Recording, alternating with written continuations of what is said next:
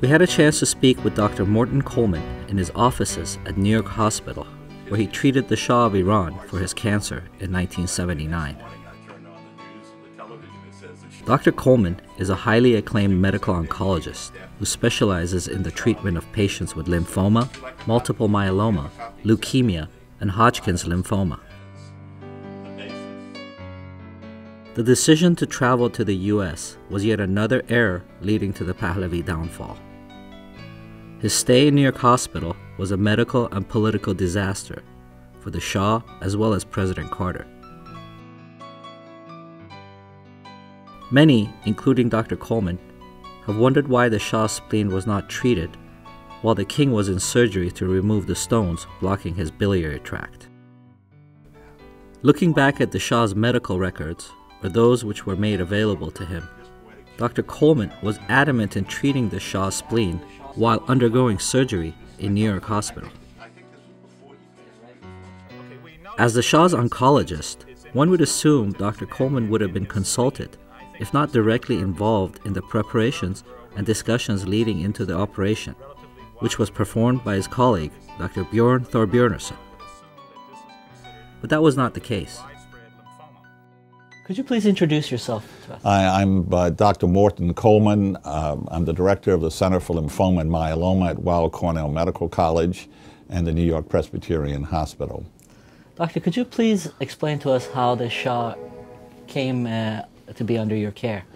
Yes, I'll start from the very beginning.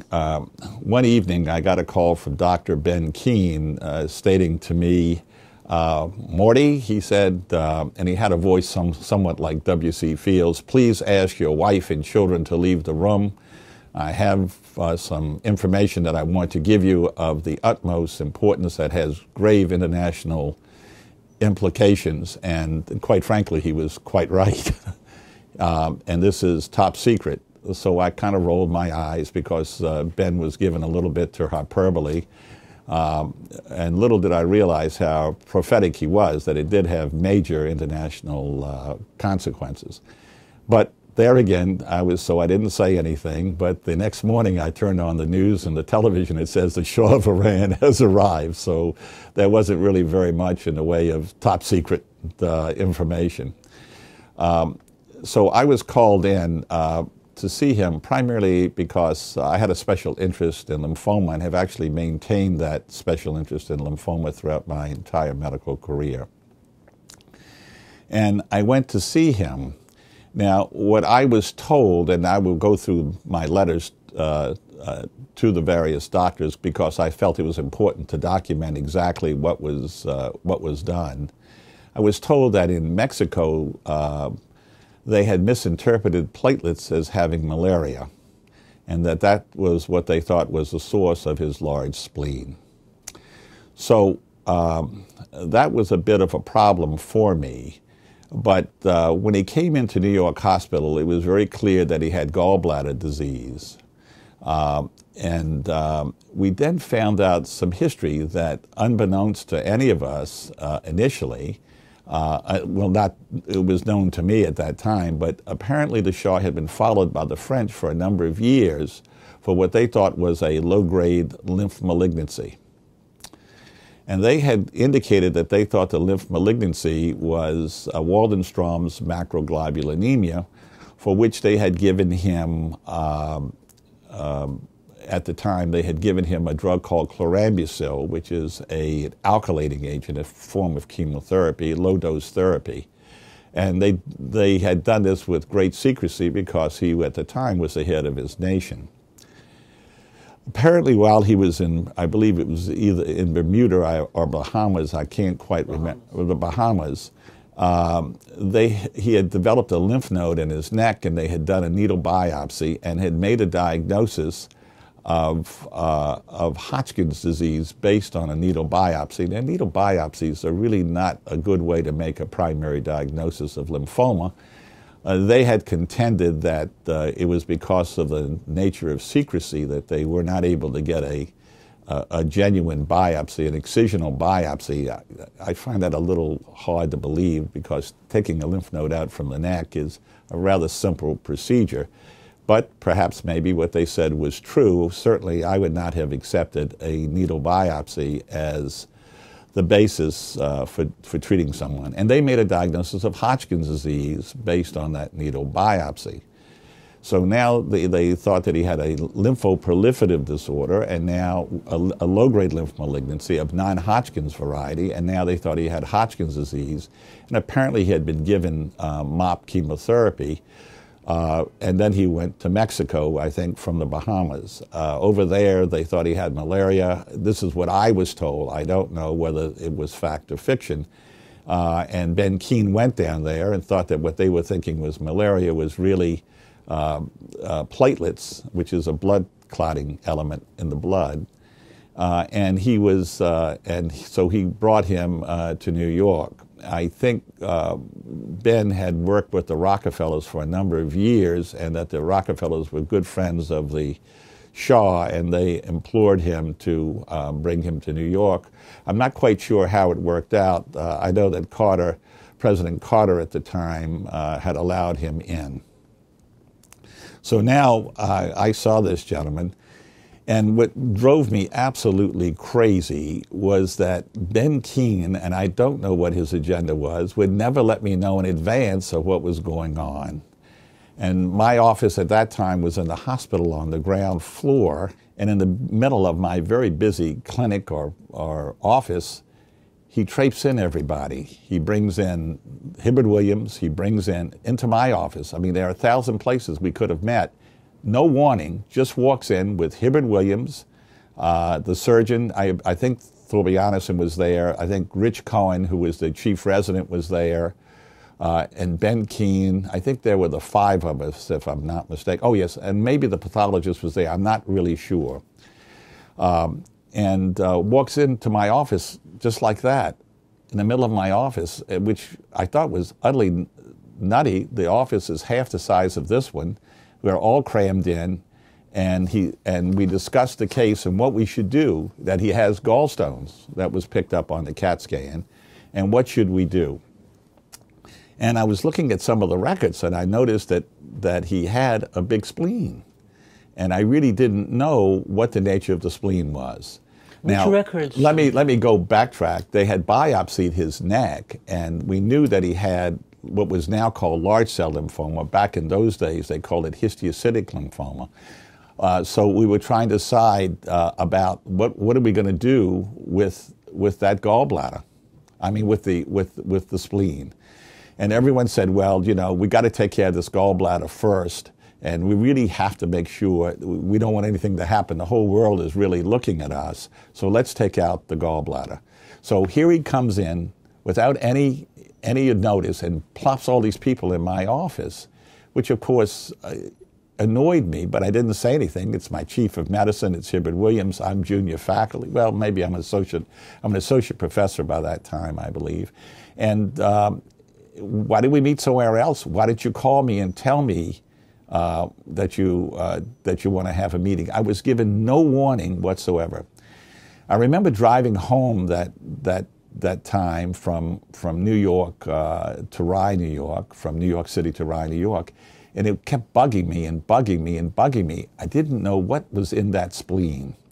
And the reason I didn't know what was in the spleen is he had been at Cornell before, at what was then called New York Hospital. It's now New York Presbyterian Hospital since the merger. But they had found a big spleen on the Shah. In addition to that, and the big spleen was due to malaria way back when. Then the French had been treating him ostensibly for Waldenstrom's macroglobulinemia.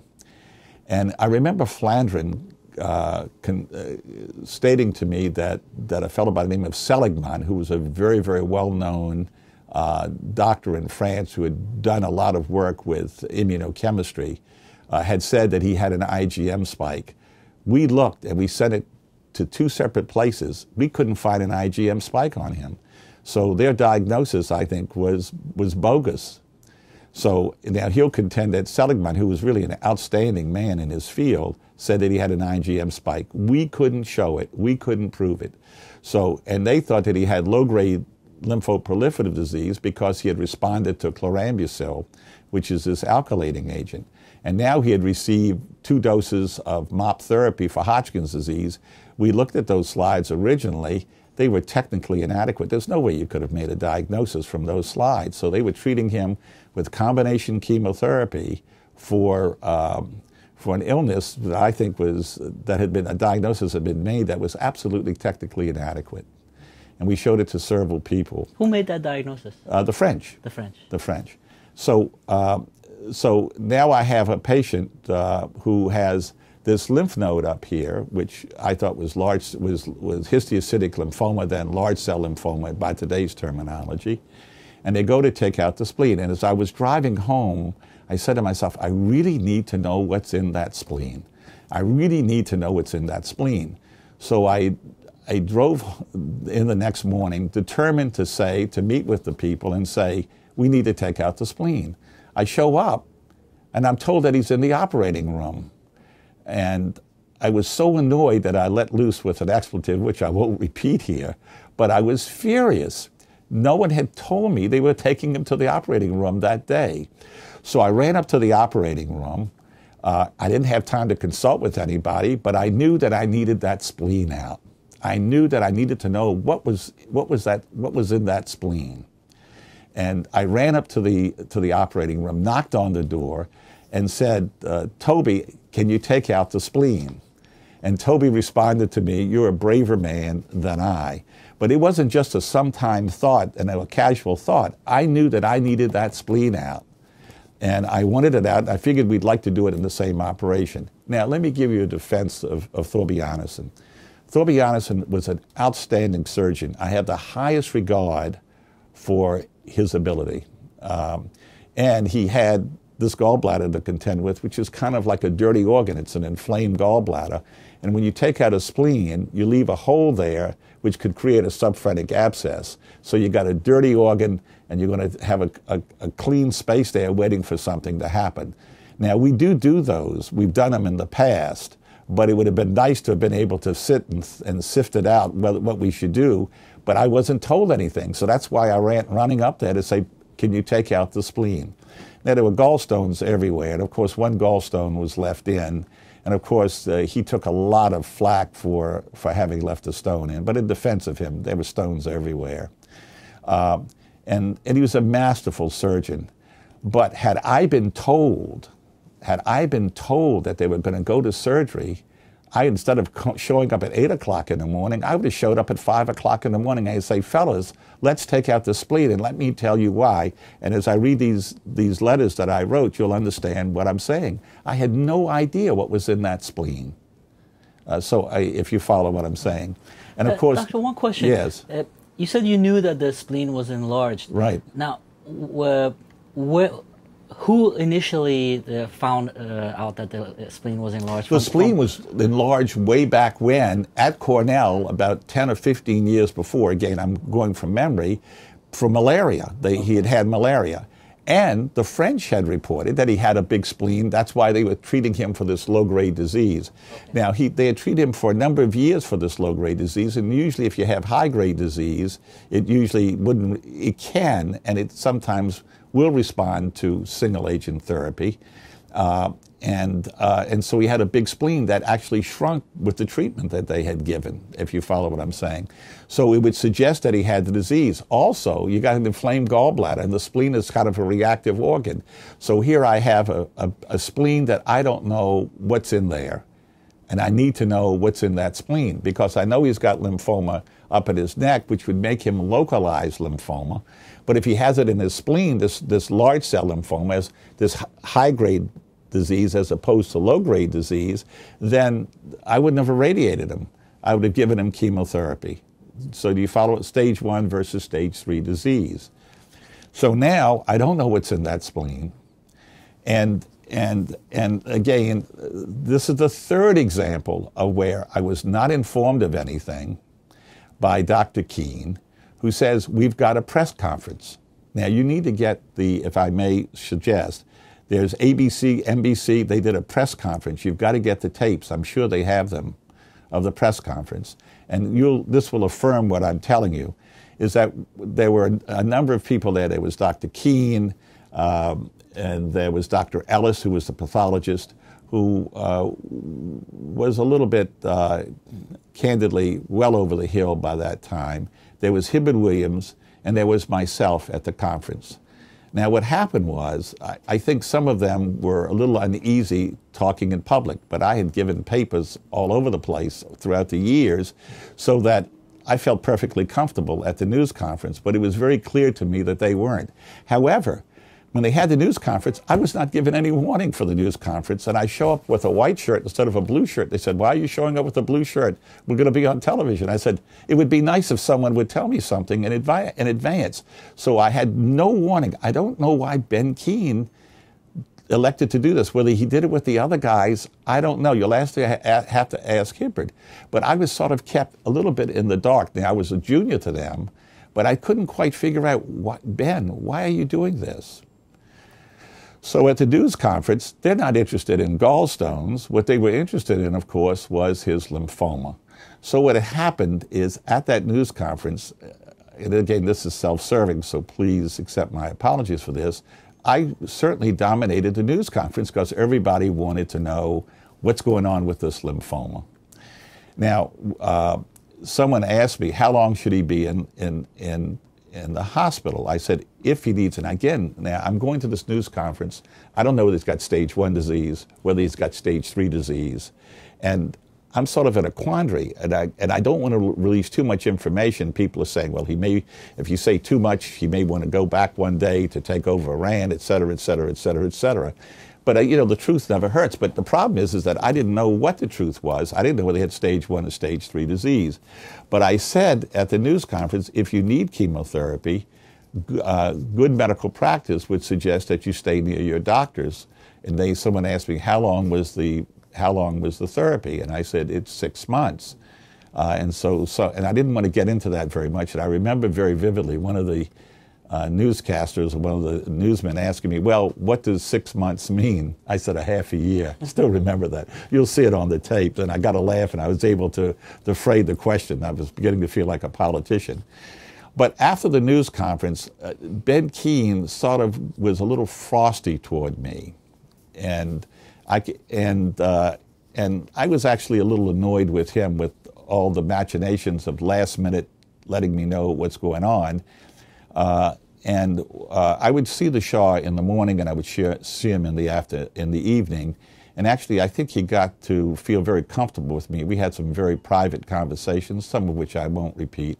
But I will say that at one point he did say to me that he wished he had been a doctor instead of the Shah of Iran. I think he felt the weight of the office. And my feelings for him on an individual basis, that he was a very decent man. I mean, I can give you my own political perspectives, but you're not here for that. But he was, I think, basically a decent man who wanted to do well by his country. That was my impression. Whether it's correct or not, I'll leave that for history to determine. But I had a number of conversations with him, and I sensed that he was a little depressed by the situation that he was in. Clearly, that's understandable, and I had long conversations with him. I actually enjoyed him, and I think he enjoyed me. One time I went up there, and again, I don't like saying this because he's not here to defend himself, but Ben Keene was up there one night, and I could smell the alcohol on his breath. It really distressed me. And I'm saying to myself, what did I get myself into here? I had no idea of what I was getting into. Meanwhile, mind you, my office is on the ground floor. There are students out there chanting death to the Shah. They stopped one man with a machete, and here I am on the ground floor with a clinic full of patients. And meanwhile, the others are sitting up there in their palatial offices up on the various floors, and I'm sitting down there exposed as could be. You had concern for your personal safety and your staff? Well, you know, not really. Although I must say, I did not have any idea of the ferociousness by which the anti-Shah people viewed him. Not really. There were some concerns. My children would go to school every day, and I was a little worried about their going to school, and I had certain concerns about their safety, to be honest, more theirs than mine. You don't live your life in fear. But no, I really didn't. I mean, I stayed through. He was my patient, and I tried to stay through the end with him. So already my feelings toward Ben Keene were getting a little bit frayed, and I could see that he was a little bit piqued that I dominated this conference, and I felt bad, but I really felt I had to do this because everybody wanted to know about his lymphoma. And I would suggest that you look at those tapes from NBC. Was this right after the surgery? This was right after the surgery, okay. Right. So then we're on the elevator one day with him, and I said, boy, you could write a book about this. And he gave me this most peculiar, funny look. And I now understand why, because he wrote a book. And he was intending to write a book. And again, and I could see that as each one of these things happened, my relationship with him was getting more and more cold. And quite candidly, I was thinking, I was getting a little bit fed up with his manipulation, which got to a crescendo later on. So then, so the relationship frayed, and now I've got a patient, I don't know if he's got stage 1 disease, whether he's got stage 3 disease. So Ben Keene came to me and said, the Shah wants you to give him chlorambucil like he's always had before. And I said, Ben, that is not the right treatment. We need to know what that spleen is. I am not going to go in there and tell him that he can have chlorambucil. It is not right. I will not do it. It's bad medicine. Now, I had locked horns with him on another patient very similar, where a patient wanted something that I thought was detrimental to her health, and I refused to do it. And I said, Ben, I'm simply not going to do it. So one evening, because I'd gotten to know the Shah very well, and as I said, the Shah's physician was very close to me. She understood what was going on better than anybody else in the whole entourage. And I went up to him and I said to him, I can tell you what you want to hear, or I can tell you what you need to hear. I said, and just in that tone of voice, you should not be getting chlorambucil, that if you need chemotherapy, depending on what we find, you need combination chemotherapy, which is aggressive chemotherapy that's potentially curable. However, if he had had large cell lymphoma developing out of a low-grade lymphoma, it's what we call a Richter's-like syndrome, and this is much more difficult to treat, particularly in patients who had already received chemotherapy, which the French had given him years before. But I was not going to do something that I think was not correct. And Ben was annoyed with me for because I really did an end run on him. I was not going to have them give him chlorambucil, which I thought was incorrect. But this was the Shah's request, and he may have been the Shah of Iran, but I'm not going to treat him incorrectly. I needed to do what was right for my patient. And again, I think, the relationship seemed to deteriorate. What was the Shah's reaction when you told him this? He listened, you know. I think he was, quite frankly, I think he was much more receptive to ideas had people been more candid with him. You know, again, I don't know how Iran ran, but I don't know whether he heard what he wanted to hear, and I've said this before, whether he heard what he should have heard. And mind you, I wasn't disrespectful. I was just straightforward, as I always with him. I never, one day I'll tell you a little anecdote about His Majesty. I never called him His Majesty. I would come in and say, "Good morning, how are you, sir?" And that seemed to be fine for everybody. So then the straw that broke the camel's back was Dr. Chu had a younger radiotherapist working for her by the name of Dr. Batata. Did she tell you his name? Her assistant that she would administer. And Dr. Batata would do radiation for us. Now, mind you, Memorial Hospital was the joint radiation center for both hospitals, and they would go through the tunnels. And so, and it's a little anecdote about that, which I'll tell you. And so, in any event, apparently she had worked out with Dr. Keene that all communications, this is just absurd, all communications had to be worked out through Dr. Williams, and from Dr. Williams to Dr. Chu, and from Dr. Chu to Dr. Batata. Except, just like in all the other instances, no one told me. So I was speaking to Dr. Batata, and I said, "Dr. Batata, I don't know whether he's got stage 1 disease or stage 3 disease. We had done an extensive workup on him and found disease nowhere else. So I said, Dr. Batata, please keep the radiation field limited, because if it's large cell lymphoma stage 1, a limited field might cure him. Please don't overdo the radiation, because I may need to give him chemotherapy later on. The next thing I'm told is Dr. Chu was very upset that channels were not done. Now, I don't know whether this is true or not. And Dr. Williams called and said to me, most apologetically, and you can ask Dr. Williams for this, Dr. Keene has asked you off the case since you broke protocol. I said to him, I can't break protocol if I was never told what the protocol was. But I said, since Dr. Keene wants me off the case, it's my pleasure to go off the case. It's his ability to ask me on, and it's his ability to ask me off. And Ben Keene was there manipulating all the way around. How many days after the surgery was it that you were called off? How long did it take after the... I think it was about a week to 10 days. Again, this is memory now, a week to 10 days before he left New York. Or may have even been less time than that. But again, I was not going to do this man's bidding to manipulate people. Now, was there some conspiracy on the part of Dr. Keene? Oh, absolutely not. There was none of that. It's just part of his persona. What was his reaction when you kept bringing up the issue with the spleen and the urgency with looking into that? What was the reaction? It seemed that they were under such pressure, they just wanted to get him out of there as quickly as they could. The Carter administration was feeling tremendous pressure. In fact, I was accused by one wag that said I was responsible for the capture of the U.S. Embassy, because when they heard I said 6 months, they thought there was going to be 6 months of conspiracies going on in the United States to put the Shah back into control, and they took over the embassy. I doubt if my saying that I think he ought to be with his doctor 6 months changed the fate of world history. But in any event, I guess it makes me a footnote, if you will, but I doubt if that really was the case. So that was the situation, and the problem is that, and then there were all kinds of conspiracy theories. Well, why did they take him for radiation? And they were asking around, what are these guys doing?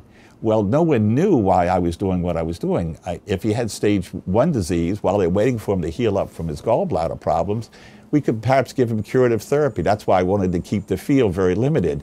But they were saying, well, if he's got it and he needs chemotherapy, why are they giving him radiation? There was no conspiracy, mind you. It was what I was considered good medicine to make the best of a situation that I had. And and let me make clear, there was no IgM spike, there was no Hodgkin's disease. He got 2 doses of MOP therapy, which is not bad therapy for large cell lymphoma. I didn't know what that spleen was. Now, had Ben Keene told me, we're going to take this man to surgery, and I had time to sit down with Thorbjornsen and with them and say, listen, this is why we need this spleen out, it may have changed the whole course of what went on. We mentioned that to Dr. Thorbjornsen yesterday about you coming in. He actually told us that you came into the surgery room. We said, take out the spleen. And I asked him, I said, why not do that? Yeah, let me say, I got to defend Thorby. Look, you got a gallbladder that's full of stones. You're operating on the guy. The whole world's looking at you. God forbid you take out that spleen and you get a subphrenic abscess, and we know what happened later on. I mean, I'm defending him, but I'm saying is what really irks me is that had I had time to sit down with them, I mean, they had the conference with me that day down in my office with people clamoring all over the place, and I purposely, by the way, today didn't take any patients. You got people. I mean, this place is a madhouse, and I've got all of these patients. We decide on doing a certain course, but I knew in my heart that I needed that spleen out. Now, I can tell you why he didn't do it. And mind you, he's in there operating, trying to get all of this gallbladder with all these stones out, and here comes somebody saying, would you take out the spleen? Now, had Ben Keene told me in advance about what was going on, things may have been different. He never once ever advised me. I was like part of the outer circle as opposed to the inner circle. And you'll have to ask him, did he keep him in the circle? I guess so. But in each instance where all of these things came up, where there was a problem, gee, you broke protocol, I didn't know anything about it. And if you go back and look at that television clip from that news conference, you'll see I had a white shirt on. Why did I have a white shirt on? Because nobody told me there was going to be a news conference. So what I'm saying is, it was, and I must say... Why do you think you were kept out of the loop? Why do you think you were not in the inner circle? I have no idea. Absolutely no idea. Now, one of the things is that when stuff would go... There was a sieve in the hospital. There was a lot of stuff being leaked out. And I didn't know where the leak was, and I finally figured out what it was. It was one of the nurses that was attending the Shah. Because one time I took up the bone marrow report, which said that everything was all right, except there were some mild changes from the chemotherapy that he had had. And the next night, the day, it was in the newspapers. And the only person who was up there in that chart was this one particular nurse. And I think she was deep-throat, if you would. But it was very, very hard. And mind you, the whole world is looking at you and wondering what's going on.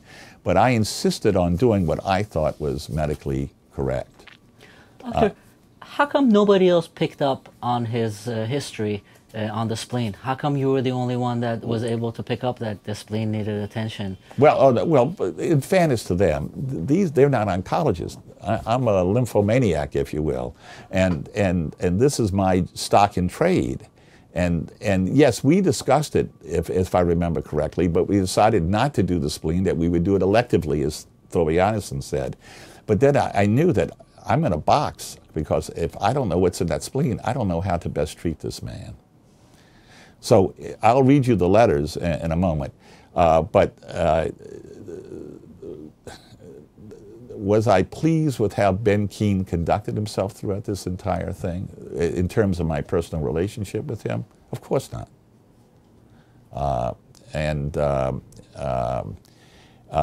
I always had a sense he was in there maneuvering rather than being straightforward. And of course, you had all kinds of people coming in with all kinds of suggestions.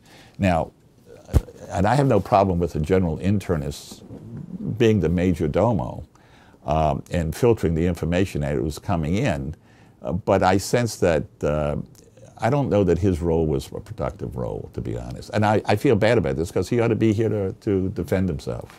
Now, we know Dr. Keene was kind of calling the shots as far as, you know, his doctor, but who was making the decisions on the behalf of the family? Who was making the decisions? I mean, the doctors, they recommend something, but someone has to okay it and say, go forward with it. Was it the Shah himself? Was it the family? Well, the Shah himself had a role, but Dr. Poorna, you see in the background, knew what was going on. And I had said to Dr. Poorna, she wrote a lot of notes. You ought to get a hold of her family, because she wrote, and I think it's probably written in Farsi, to see what her notes were. And I warned Dr. Poorna, I said, you know, this is not going to come out good the way things are being done. And she was aware of it. She was very distressed by Dr. Keene asking me off the case. That I can tell you for a fact. Would she communicate this with the Shah? Did I you don't. know about I that? can't tell you. I think she had a close relationship with the Queen, and all the others. You know, Dr. Williams played his role. See, Dr. Williams really should have been the man in charge. He was chief of medicine, and Ben should have really turned the whole thing over to Hibbard. And I kind of thought that he was manipulating Hibbard a little bit as well, who was a very decent, straightforward guy. You'll meet him. He's nice. Have you interviewed him at all? No, he's, we haven't yet, but we will be. Yeah, ask Hibbard his perception of what was going on. And that's really pretty much the nutshell of what went on in New York. Then, so I'm asked off the case. I was extremely annoyed because I didn't know what the hell they were going to do. Then he went down, I think, to Lackland Air Force Base, was it?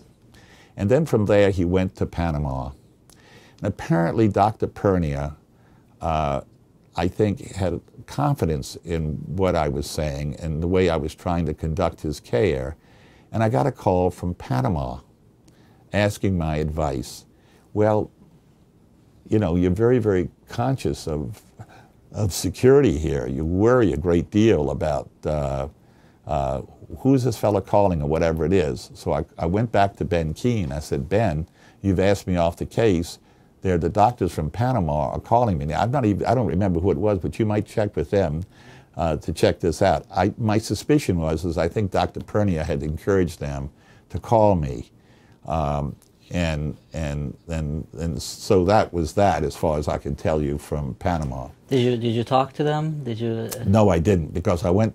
You don't know who's calling. Who could it be? Could it be some spy? I mean, you have to be thinking always over your shoulder. This is an international event, so I never spoke to the doctors in Panama. Then later on, when he goes to Egypt, I'm asked by, and I think again this was Dr. Poorna's insistence, that I go to Egypt.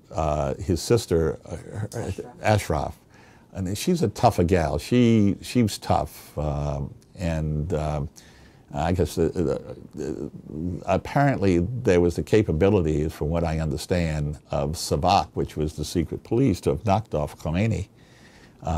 But they didn't do it. I think the Shah didn't do it because he thought he was a religious man. I doubt if Ashraf would have had those misgivings. She was a tough gal. Now, I guess Princess Ashraf was really American-oriented, and the Queen was French-oriented. So I'm just giving you a broad overview, and then I'll go through these papers with you. So I fly into Egypt,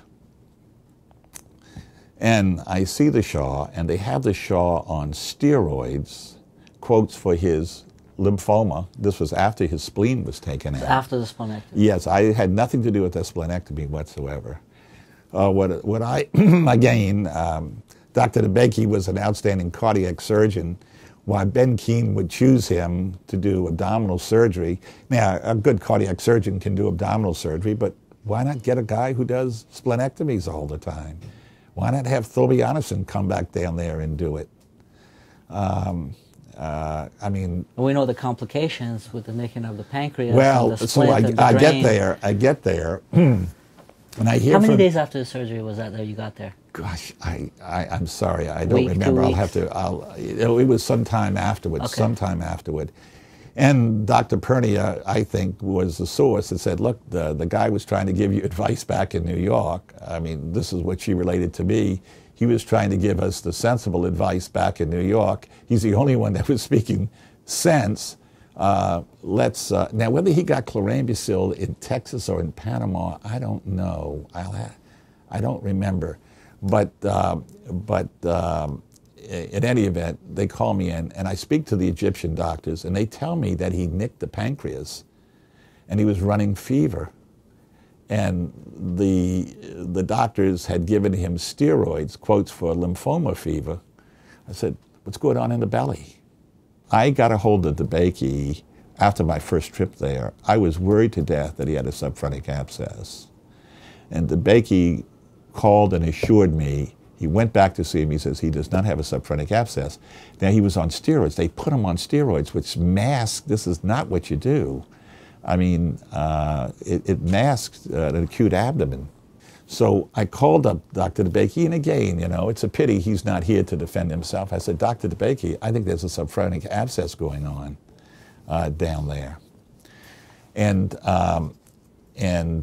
he came back over there to see him, if I remember correctly, and pronounced that there was no subphrenic abscess. What kind of health was the Shah in when you saw him? Pardon? How did the Shah look when you saw him? What kind of health? He was pretty weak at the time I saw him. And I was very concerned that he looked like he was really going downhill.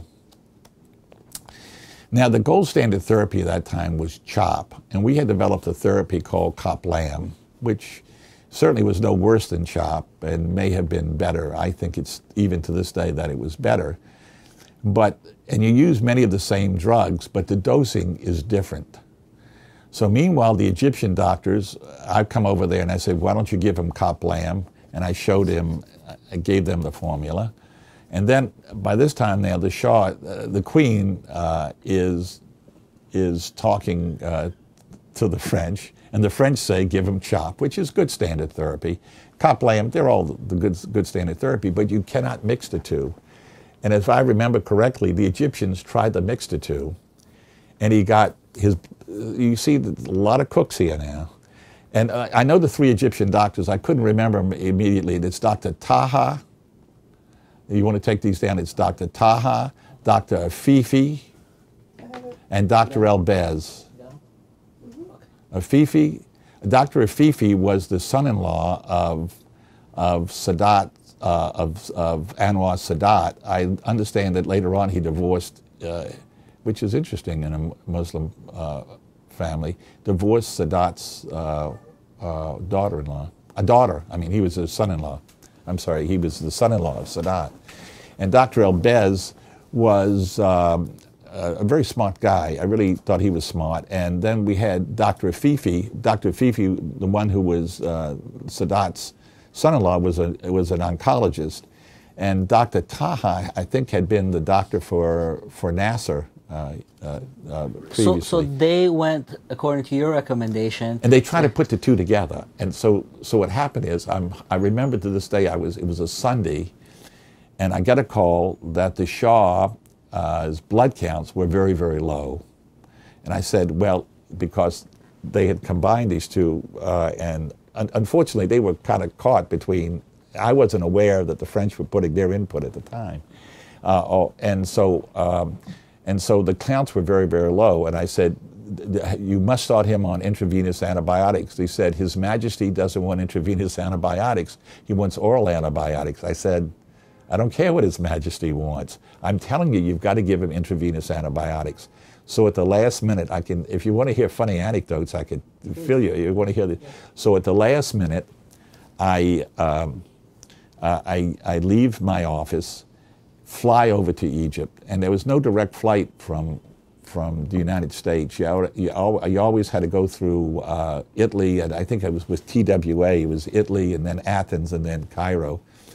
And I'll just give you a couple of interesting anecdotes. You know, the world is really strange and small. I'm in Athens one time, and they make us get off the plane. And well, I'll tell you. Let me just tell you this. I'll get to that anecdote later on. But so I'm there, and Dr. Poorna comes over to me, and I think Sadat's aide-de-camp was helping out things, and I'm trying to make sure that everything is straight and so forth. And he now has a pleural effusion. I took a tube of his blood, which is very interesting. Thoby Anderson doesn't remember this, but I remember that. I take a tube of blood, and he's now got a pleural effusion, which was really coming up from that subphrenic abscess. So I take the pleural fluid back with me, but I'm told, and I take his x-rays with me. I wanted to show them to my people here in the United States. And Dr. Poorna said to me, Dr. Coleman, you better really get going, because there are no flights out of Cairo in the afternoon. And I don't know if you were at Cairo airport then, was just utterly chaotic. I said, but I got to get this stuff straight. And meanwhile, I was worried. Excuse me, about the Egyptian doctors. Right. Did you find that, you know, they were kind of outclassed by all the doctors around them, and they felt like they had to defer to the French, they had to defer to the Americans? Well, you see, one of the things that I wanted to do, and I really travel the world a great deal, and when I'm in the third world or the second world or whatever have you, I try to make it a practice to work together with them. In fact, I started a company where we take an American university and put it together with a local university in Asia. And mainly that we're in this together. I don't like the idea, I don't like being talked down to, and I certainly don't want to talk down to others. And I think if you spoke to the Egyptian doctors, I don't think any of them felt that they were being put down, if you would, by me at any time. It was really a cooperative venture. But they did feel, I think, a little bit besieged, if you would. But, and I'll get to that when I get to the last trip that I took. I took my daughter with me because I thought she wanted to see the pyramids and things of that sort. But and meanwhile, I was How many trips did you take? I'm sorry. I think it's either 3 or maybe 4. Okay. And actually, she played with the Shah's daughter, And I had a genuine feeling, and I had mentioned to Dr. Poorna that I was worried about that her being very, very depressed and down. This is the one that ultimately took her life. Yeah, I had suggested, because she was like in a goldfish bowl. And again, it's a pity Dr. Poorna isn't here to confirm what I'm telling you. But I sense that she was having a great deal of difficulty, especially when I saw her with my daughter and everything. In any event, it was an interesting trip for my daughter, but when I got there, I was getting worried that things weren't going right. He had the pleural effusion.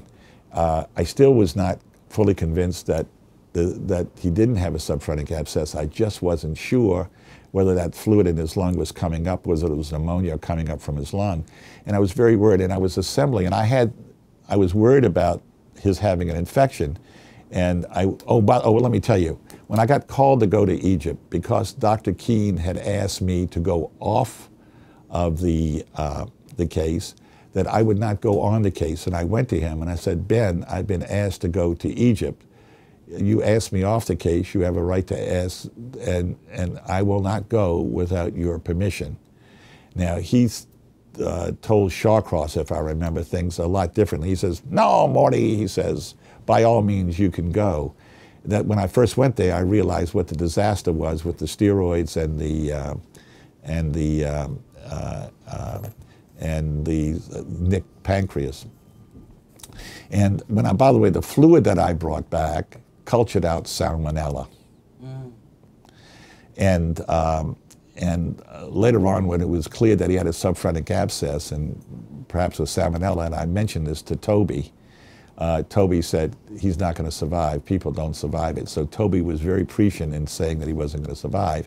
And when that last trip that I made there, I was least inclined to want to operate on him because he was so weakened at that time that I wasn't sure whether he would survive the operation, to be honest.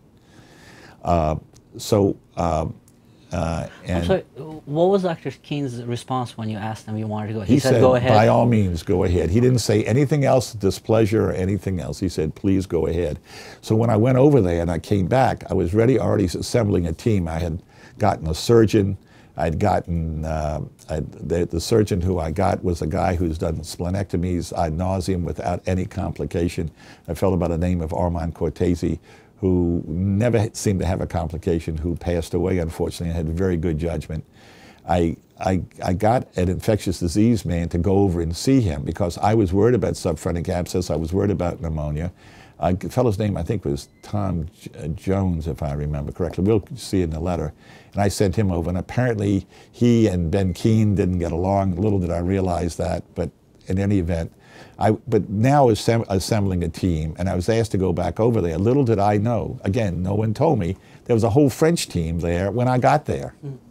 So here I am, the lone American, mind you, because I wanted to find out when I got in there whether I could bring my people over. But here the French were already there. There was a certain arrogance there. I think they felt they had been upended all this time. I would not say my relationship with them was very cordial. I could also say that the Egyptian doctors' relationship with them was not very cordial either. They were really at each other's throats. You could see it. And the French were condescending. Now, in fairness, they came over, they said, we think this is a subphrenic abscess and let's drain this thing. And at first I was very, very hesitant and finally signed on to it, mainly because I didn't know how much he could survive, to be honest. He was really weakened by that time. And of course, he never recovered after the surgery. And I felt almost like the Egyptians felt they were caught between these very arrogant French people. And you'll have to ask the Egyptians whether they found them arrogant. Maybe I'm being, one of the interesting things is when I would meet these French doctors, the first thing that would come out of their mouths is they would tell me where they trained in the United States. And I say this with a great deal of affection. I'm not a Francophobe. I happen to we've got numerous friends in France, and I work along with a number of French doctors, all of whom I really like. And I think some of it was a little bit of insecurity. But the tension in the air this last time I was there was just incredible. And once he was operated on, I viewed my role, here were all the French doctors and here were the Egyptian doctors. Now what I heard later from one of the Egyptian doctors was they were really, really very upset with the French.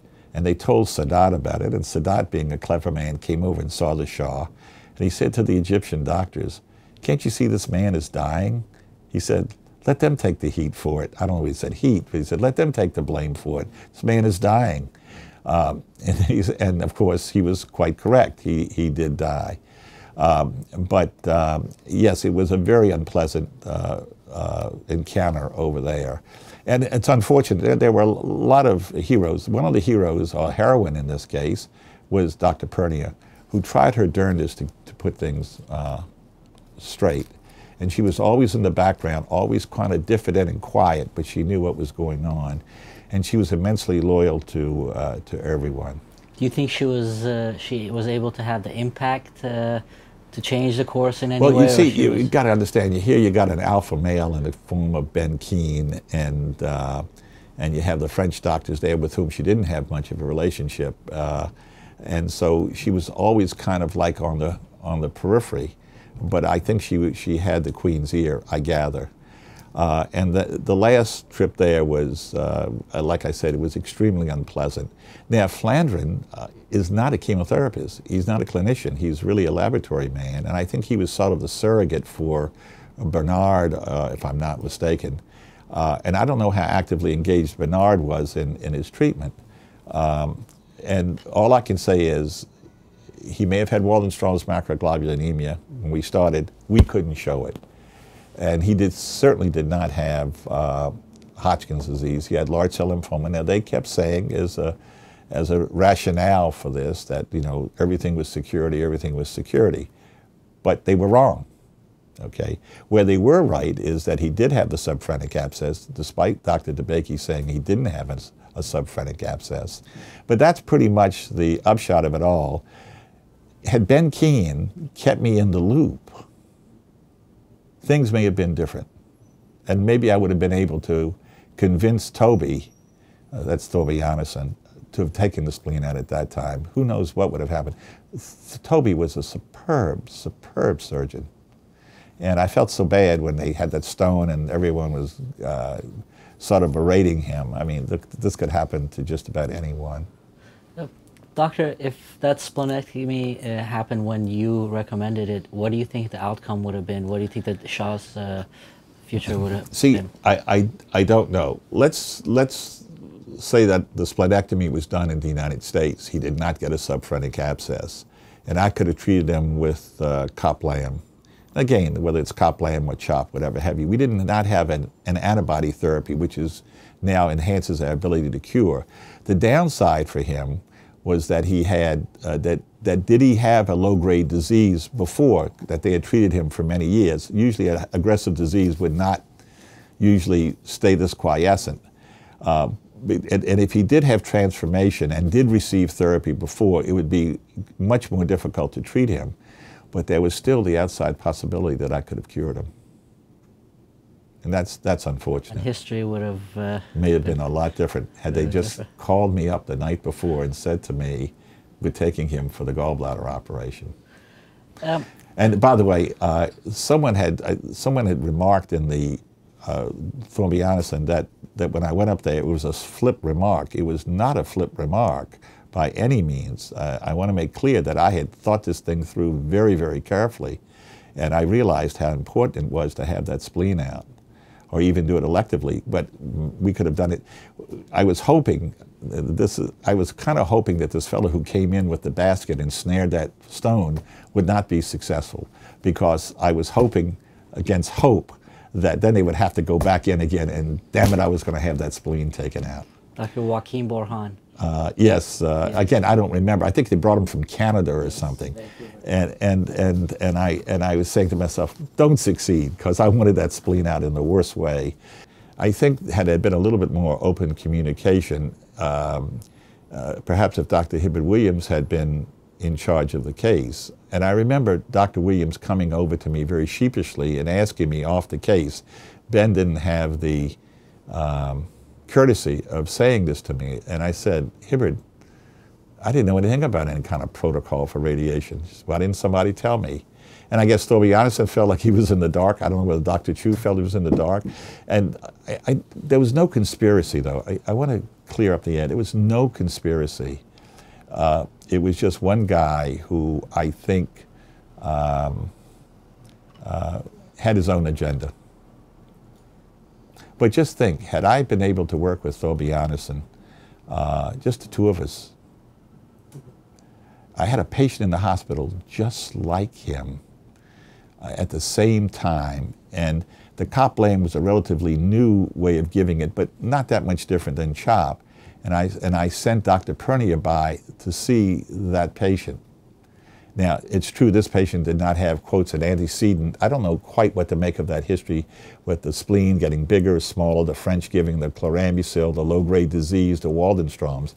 Now, he may have had low-grade disease, but that spleen never had low-grade disease in it when they looked at it. He never had an IgM spike. So did he originally, for 6 years, walk around with an aggressive lymphoma responding to chlorambucil, which would be kind of bizarre?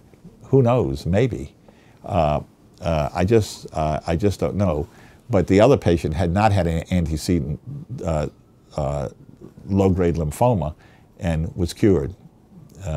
Came in as John Q. Public. And I really learned a lesson that you can only have one captain at the helm. Absolutely.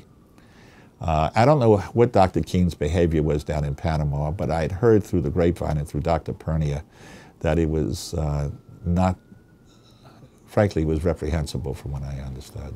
Yeah, he wasn't very liked there. No, I could understand that.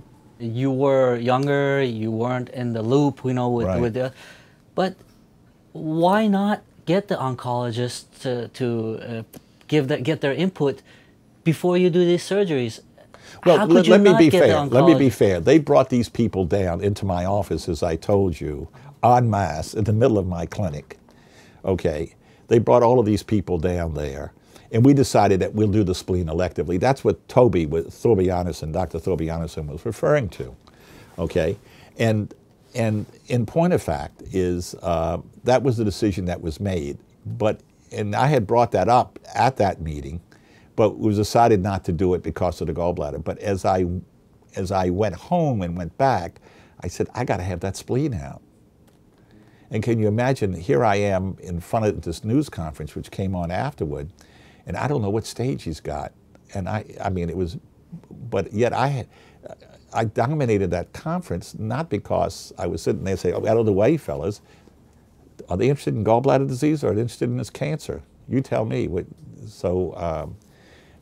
And one of the other things is the fellow who ran the hospital, I think, felt terribly pressured. I don't know that he was quite up to this. His name was Dr. Thompson. And I kept trying to tell the Shah's advisors, as well as Dr. Thompson, and again, Keen was running this whole show, and they wouldn't let us say what was going on. And I said, there's nothing to be ashamed of.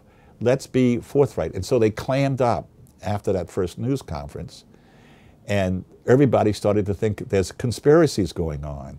There was no conspiracy. Now you understand what was going on. And I tried to tell them, why don't we just be open and tell them what's going on so people will understand there's no sinister plot going on here.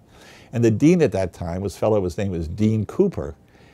He had been in one of the administrations. I forgot, he had worked in Washington. I can't remember whether he was secretary of what his role was. He came in with me one time. We went to Dave Thompson and we said, why can't you talk to the rest of the people, talk to talk to the Shah's people? We can't release information that's not, but there's nothing to be ashamed of. And I just don't know what their thinking was. I mean, and as a result of once we had the news conference, of quotes, a news blackout, you know, given the Iranian state of mind at that time, everyone thought there was some sort of plot. Sure. There was no plot.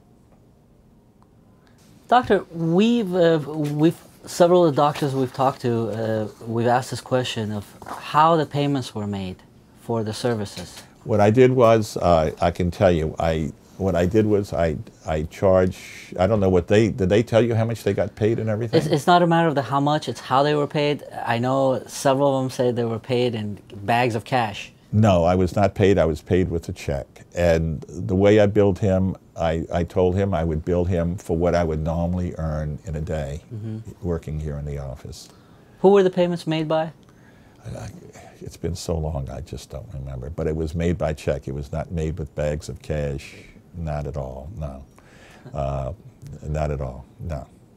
And we've heard that there was a $50 million donation made to New York Hospital by the Shah, which later was anonymous. Do you know anything about that? I have no idea of that, no. Who were the visitors? Who did you see around the Shah when you saw him? Was his wife around? Was his kids around? Yeah, they were. I'm thinking of Egypt. He was visited by some very prominent people here in the United States. I don't know whether they want their names mentioned or not. There were some prominent European people that came by to see him. But mind you, I wasn't there all day sitting holding his hand. I would go by in the morning and I would come by in the evening. I'll tell you one other interesting anecdote, which I thought was very funny. And I knew the Shah used to like these tapes, you know, that you put into the television. I guess they don't now. They're CDs, and I knew he liked them. So I would bring him a present. I would bring him some of those tapes from the United States. Like I said, I liked him, and I think he liked me. But Dr. Poorna came to me one time and said, His Majesty is upset that you do not refer to him by His Majesty. And it's just not my style. And like I said, I've taken care of other royal families, and I treat them with the utmost respect, but they're not my king, and they're so forth. So she said he was upset that I not referred to him as His Majesty, and I must say I would watch the French fawning, and I used to feel a slight degree of nausea, to be honest. But so I said, well, anything to make my patient feel better. So I went in that morning, determined to say, "Good morning, Your Majesty." And for some reason or another, it came out, "Good morning, Your Highness." Now, my understanding is Your Highness is directed to the Queen. He looked at me. I realized my mistake as soon as I said it. I looked at Dr. Poorna. We all started to laugh, and it was never an issue after that. Doctor, I'm sure you've alluded to this, but to sum it up, what lessons can be learned from this in treating high-profile patients? What can we take away from this in hindsight? The takeaway is, don't go for the biggest name. Go for what's good. Ask around and find out who's really good at what he does, and put one captain at the helm. And when I take care of patients, I always insist that I be the captain at the helm, or if you want, I'll be an ancillary, but I'm not going to be personally responsible for all the nuances that go on. And it just ensures that the patient do well. Treat them like you would any other patient. And what happened here is you had too many cooks spoiling the broth. Now, there were huge political ramifications, but you got to have a captain at the helm, and a captain at the helm whose only agenda is to get that patient better. We know you treat many high-profile patients. How has this experience changed the way you approach this? Well, that's exactly how it changes the way I approach it. I make it very clear, and I mean, I could probably, I don't take care of just who's who. I take care of the people who are at the lowest rungs of life to the highest rungs of life if they have a disease that I'm interested in, which is either lymphoma or myeloma. But I insist that you got to have one captain. And you try not to differentiate based on No, I do not. I do not. And I try to treat them exactly as the way I think is best. And again, as you can see, some of what I wanted to do was rather thwarted here. I mean, what a pity. If I could have just had to work with Toby and done what I really wanted to do, along with Dr. Poorna, who, by the way, was a wonderful, wonderful woman. And as I mentioned, I took care of her lymphoma and cured her. And thereafter, she ruminated a number of times that how she wished that I could have had command and taken care of him and done for the Shah what I did for her. And this has been my life's work, has been really lymphoma and myeloma. How did you feel at the end when the Shah passed away? What was your personal feelings? I was really disappointed. I felt sad. Number one is I happen to like him. Now, this relates to my personal relationship with him. Whatever went on politically and this or that is not in this equation. But in talking with him, and I had many long talks with him in the evening, I would come by. It wasn't my intention to sit and chat with him, but I think he really wanted someone to chat with.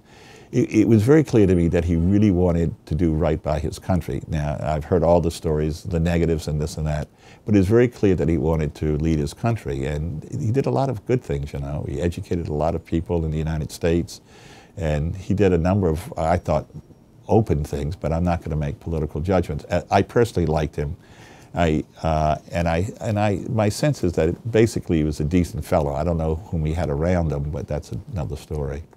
But he really, I felt that he truly cared for the country.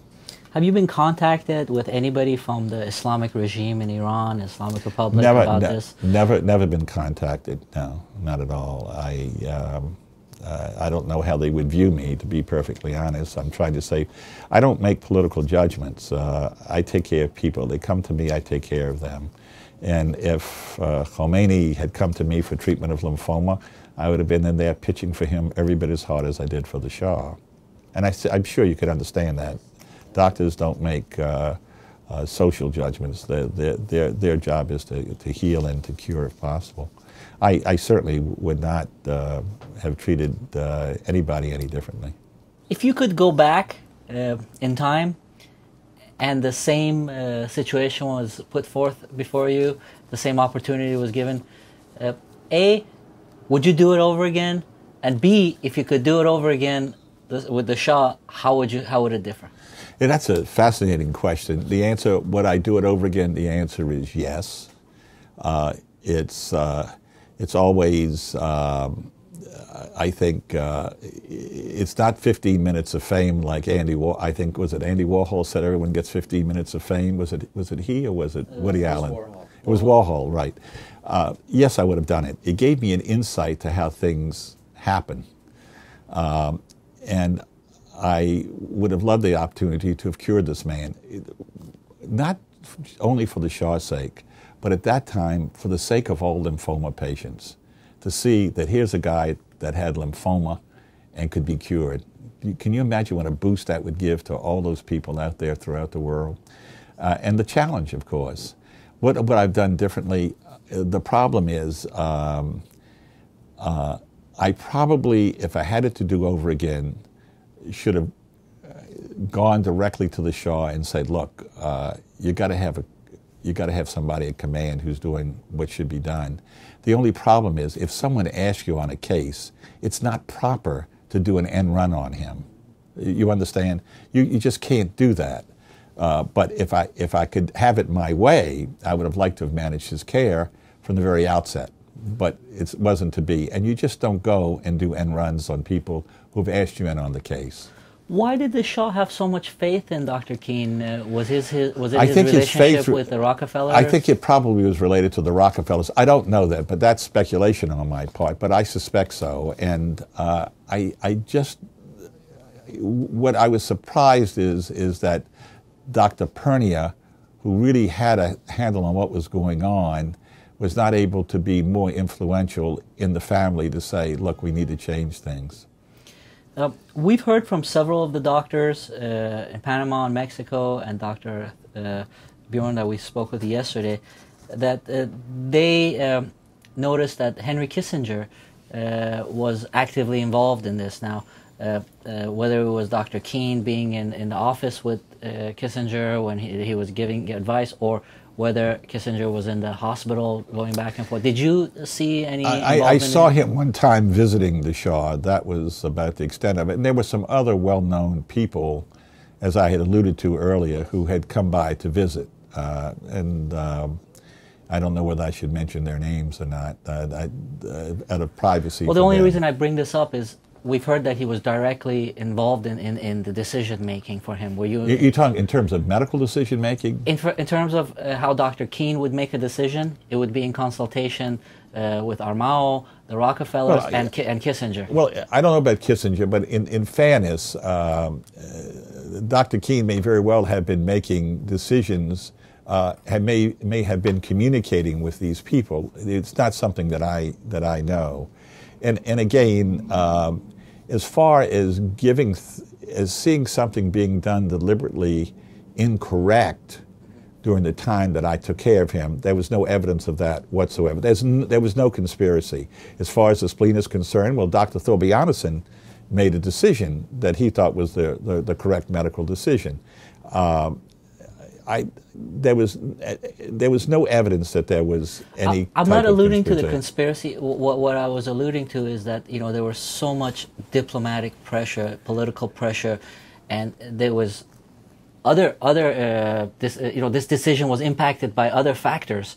Yes, that's correct. I mean, they certainly hustled him, if you would, out of the country quick enough because of political pressures. Absolutely. Would it have been better for him to have sat in New York hospital and let me take care of him, or wherever he was, to sit still? Remember, he was like a vagabond. He went from one country to another country. He was a man without a country. Of course that interfered with his care, and you have multiple doctors involved. It's like a lot of cooks trying to cook the stew. I mean, it's obviously he would have been better off if he could have sat still and let someone take over that would be involved with his care. Now, I would like to have seen Hibbert Williams have taken a more active role, and I still am not clear about the relationship between Dr. Williams and Dr. Keene in terms of decision making. Hibbert is a very decent man, very nice man, but how he interrelated to Dr. Keene, you'll have to speak to him about it. But I'm sure Hibbert will confirm that Dr. Keene asked me off the case, and I think you've heard enough basis now by which this occurred. And I want to make clear, because it was said differently in one of the reports, that he was distressed that I was going over there. He never, I would not have gone back over there had I not gotten his approval. His approbation was absolute and clear.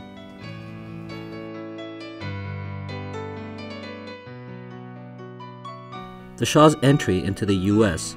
not only triggered the hostage crisis and the dreadful 444 days that followed, eventually leading to Carter's failure to win a second term, but the Shah's health continually deteriorated.